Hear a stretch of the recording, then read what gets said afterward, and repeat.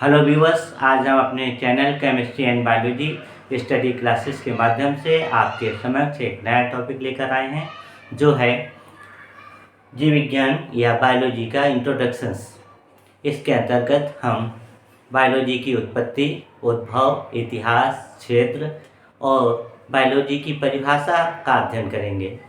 साथ ही बायोलॉजी की कुछ शाखाएं और उनके जनकों का भी सूक्ष्म रूप से अध्ययन करेंगे। तो चलिए वीडियो स्टार्ट करते हैं, जिसमें पहला है आपका उद्भव। बायोलॉजी का उद्भव काल अलग अलग वैज्ञानिकों ने अलग अलग माना है। जबकि भारतीय इतिहासकारों के अनुसार लगभग 3000 से 4000 ईसा पूर्व, जो आपका वेदों का काल था, उस समय जीव विज्ञान की उत्पत्ति का समय माना गया है। क्योंकि सोमरस का वर्णन सामवेद में किया जाता है। सामवेद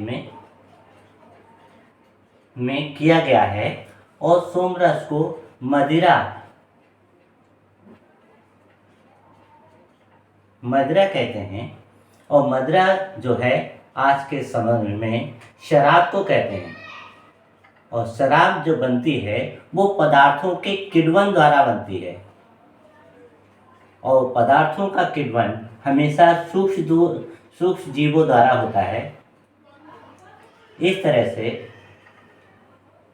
हमारे जो सामवेद है, उस समय सूक्ष्म जीवों का वर्णन किया गया है। इस कारण इसे हम हमारे इतिहास का जो है बायोलॉजी का उद्भव काल मानते हैं। साथ ही आपका आयुर्वेद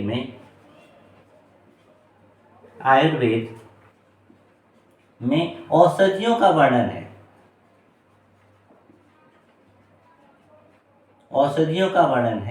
और जो औषधियां जो हैं हमेशा किसी न किसी पेड़ पौधे या जंतुओं से प्राप्त की जाती है। इस कारण हमारा आयुर्वेद भी जो है उसके आधार पर भी माना जाता है कि ये आपका जीव विज्ञान की उत्पत्ति का समय है।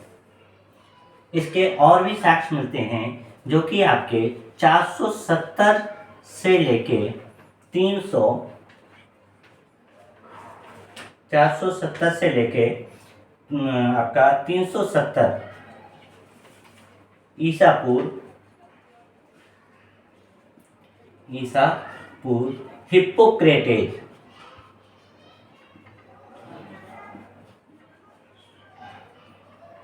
हिप्पोक्रेटेज नाम के जो वैज्ञानिक थे, इन्होंने औषधि विज्ञान की खोज की थी।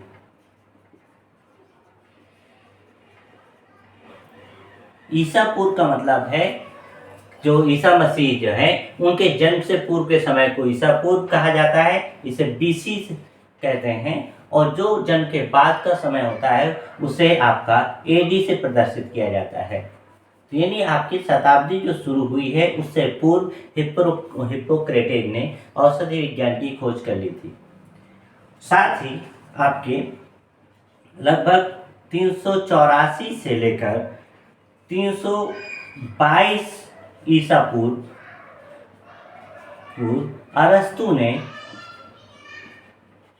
अरस्तु ने बायोलॉजी के जो है 2 भागों में बांटा था, जिसे आपको एनाइमा और एनीमा करके बायोलॉजी के 2 भाग किए थे।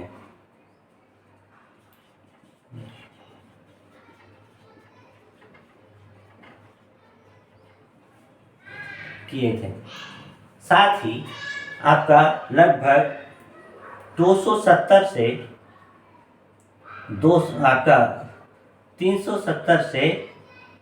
284 ईसा पूर्व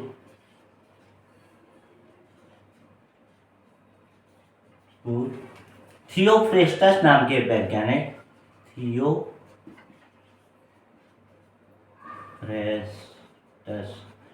वैज्ञानिक ने वनस्पति विज्ञान की खोज की थी। और इसके अतिरिक्त जो है लगभग 300 ईसा पूर्व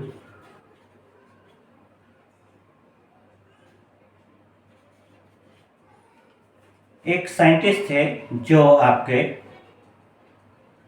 हीरोफिलस नाम के थे, हीरोफिलस। इन्होंने शारीरिकी, विज्ञान की शाखा है शारीरिकी,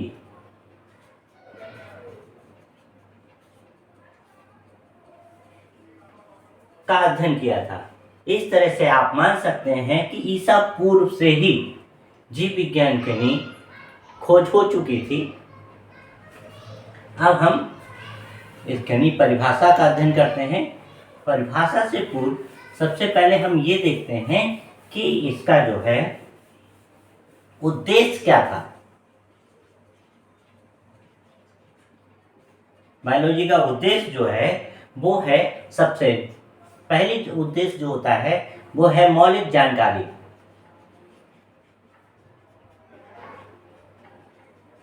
और दूसरा उद्देश्य जो होता है वो होता है व्यवहारिक ज्ञान। इसका मतलब यह है कि इन दोनों पॉइंटों के आधार पर मान सकते हैं कि सबसे पहले जीव जंतुओं के बारे में जानकारी एकत्रित किया जाता है और साथ में उसके व्यवहारिक रूप से अध्ययन किया जाता है कि वो जीव जंतु किस तरह के आपके वायुमंडल में या वातावरण में रहने लायक है, वो उसका किस तरह से नहीं अन्य जीव जंतुओं के साथ उसका प्रभाव है, रिलेशन है। इसका मुख्य उद्देश्य ये होता है।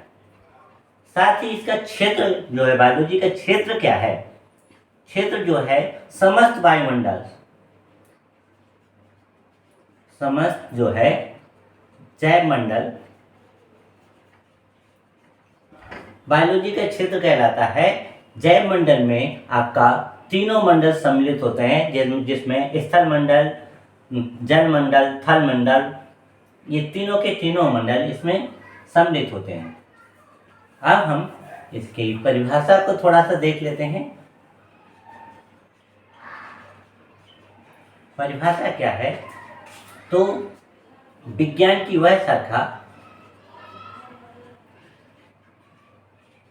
शाखा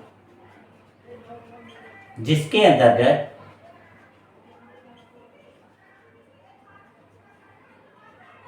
हम सभी जीवित जीव जंतु और वनस्पतियों का अध्ययन करते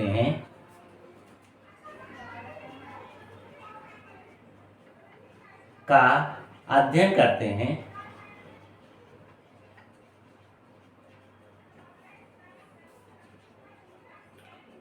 जीव विज्ञान कहलाता है।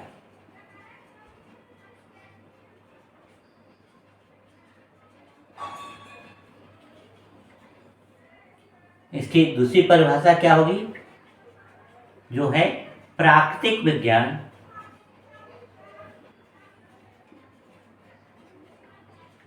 की वह शाखा जिसके अंतर्गत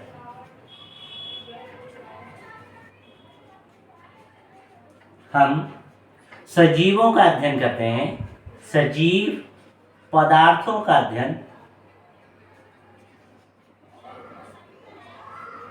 अध्ययन करते हैं,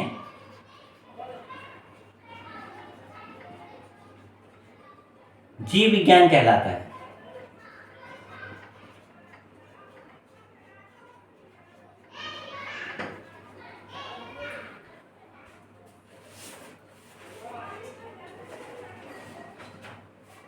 जीव विज्ञान शब्द का जो है बायोलॉजी, जीव विज्ञान को बायोलॉजी कहते हैं, और बायोलॉजी शब्द का सर्वप्रथम प्रयोग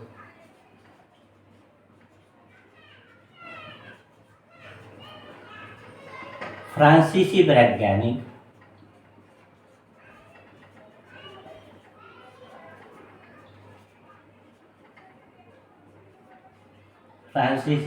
वैज्ञानिक जो है वो अरस्तु, फ्रांसीसी वैज्ञानिक लैमार्क, अरस्तु नहीं है बल्कि लैमार्क है, लैमार्क और जर्मन वैज्ञानिक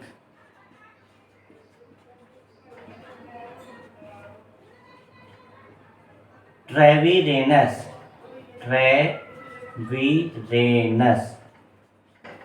नाम के थे। इन्होंने 1809 में किया था।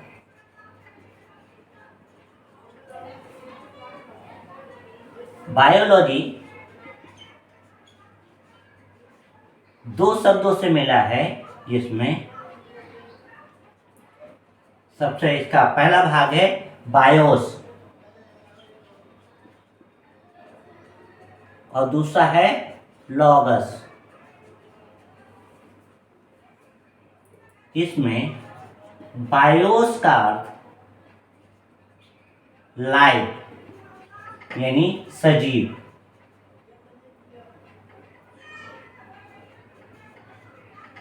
और लॉगस का अर्थ अध्ययन करना है, स्टडी या अध्ययन करना। इस तरह से बायोलॉजी का अर्थ सजीव पदार्थों का अध्ययन करना है।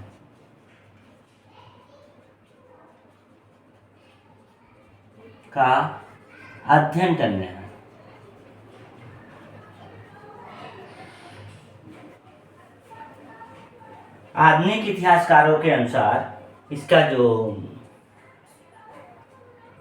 आपका उद्भव का उच्चतम पॉइंट जो है वो आपका 50 से 60 वर्ष पहले ही जीव विज्ञान का पूर्ण रूप से विकास हुआ है। जबकि कुछ लोगों का मानना है कि पहले से ही इसका काफ़ी विकास था, लेकिन हमें सही से जानकारी न होने के कारण इसका जो टाइमिंग है वो हमें सही से पता नहीं थी। इसकी जो शाखाएं हैं उसका अध्ययन हम करते हैं।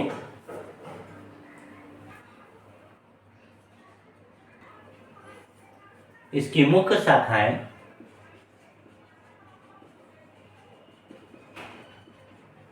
दो हैं। नंबर 1 है आपका जंतु विज्ञान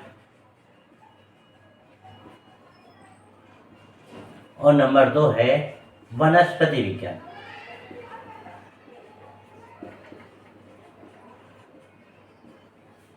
तो इसकी पहले यानी जंतु विज्ञान की परिभाषा क्या है?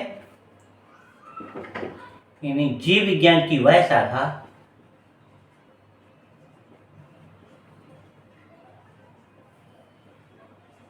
शाखा जिसके अंतर्गत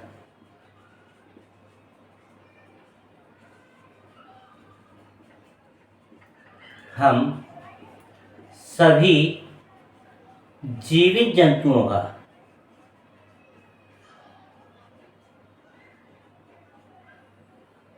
का अध्ययन करते हैं।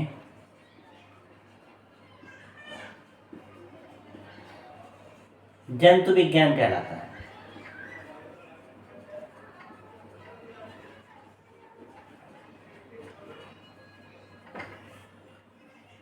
ऐसे ही वनस्पति विज्ञान की परिभाषा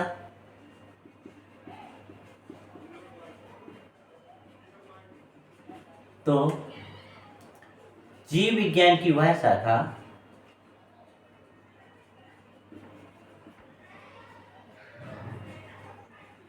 शाखा जिसके अंतर्गत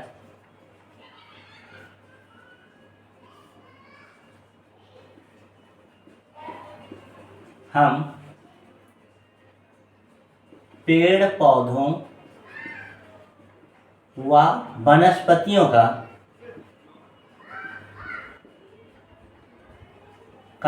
अध्ययन करते हैं।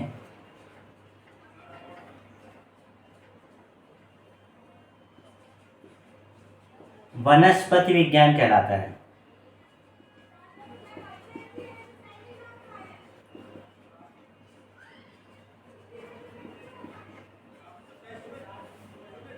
इस तरह से इसकी दो मुख्य शाखाएं हैं।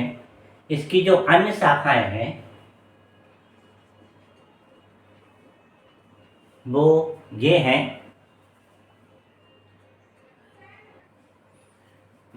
बायोलॉजी की जो अन्य शाखाएं हैं, जिसका नाम है हिंदी और अंग्रेजी दोनों में, जैसे आपका जंतु विज्ञान को आपका जूलॉजी कहते हैं, वनस्पति विज्ञान यानी बॉटनी, फिर है शारीरिकी विज्ञान एनाटॉमी, औषधि विज्ञान मेडिसिन साइंस, सूक्ष्म जीव विज्ञान माइक्रोबायोलॉजी, वर्गीकी इसको टैक्सोनॉमी बोलते हैं, शरीर क्रिया विज्ञान इसको फिजियोलॉजी बोलते हैं, ऊतकी या औतकी को बोलते हैं हिस्टोलॉजी, फिर है कोशिका विज्ञान को साइटोलॉजी कहते हैं, फिर है आकार की, जिस तरह से शारीर की है उसी तरह से आकार की है, आकार की को मॉर्फोलॉजी बोलते हैं, आनुवंशिकी इसे जेनेटिक्स कहते हैं, जीव भूगोल यानी बायोग्राफी कहते हैं, बायोजियोग्राफी या बायोग्राफी, फिर है आपका आंतरिक जीव विज्ञान इसे स्पेस बायोलॉजी बोलते हैं, मानव जीव विज्ञान ह्यूमन बायोलॉजी।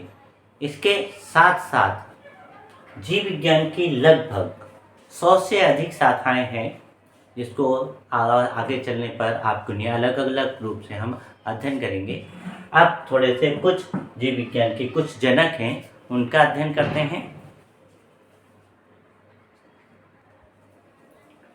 जीव विज्ञान के कुछ महत्वपूर्ण जनक जो हैं, जिन्हें आप फादर ऑफ बोलते हैं, उनका जो है, जैसे आपका नंबर 1 है जंतु विज्ञान के जनक यानी फादर ऑफ जूलॉजी कौन है, तो वो है अरस्तु। दूसरा है वनस्पति विज्ञान के जनक, जिसे आप फादर ऑफ बॉटनी कहते हैं, वो है थियोफ्रेस्टस। तीसरा है औषधि विज्ञान के जनक यानी फादर ऑफ मेडिसिन कौन है, वो है हिप्पोक्रेटेस। नेक्स्ट है शारीरिकी विज्ञान के जनक कौन है, जिसे आप फादर ऑफ एनाटॉमी बोलते हैं, वो है हीरोफिलस नामक वैज्ञानिक। ऐसे ही वर्गीकी विज्ञान या वर्गीकरण विज्ञान के जनक कौन है, तो वो है, उसे अंग्रेजी में बोलते हैं फादर ऑफ टैक्सोनॉमी। तो टैक्सोनॉमी के जनक जो हैं वो हैं आपको कैरोलस लिनियस। इन्होंने द्विनाम पद्धति दी थी। इसी प्रकार आनुवांशिकी विज्ञान के या आनुवांशिक विज्ञान के जो जनक हैं उन्हें फादर ऑफ जेनेटिक कहते हैं, वो है ग्रेगर जॉन मेंडल। ऐसे ही शरीर क्रिया विज्ञान के जनक यानी फादर ऑफ फिजियोलॉजी जो हैं वो कौन है, वो है स्टेफन हैलिस। ऐसे ही उत्परिवर्तन विज्ञान या उत्परिवर्तनवाद के जनक जो हैं, जिसे अंग्रेजी में कहते हैं फादर ऑफ म्यूटेशन, वो है ह्यूगो डी ब्रीज। इसी तरह से सूक्ष्म जीव विज्ञान के जनक, जैसे फादर ऑफ माइक्रोबायोलॉजी बोलते हैं, वो है इवानोवस्की। इस तरह से कुछ आपके महत्वपूर्ण जनक ये हैं। आज की वीडियो में इतना ही, शेष नेक्स्ट वीडियो में अध्ययन करेंगे। धन्यवाद।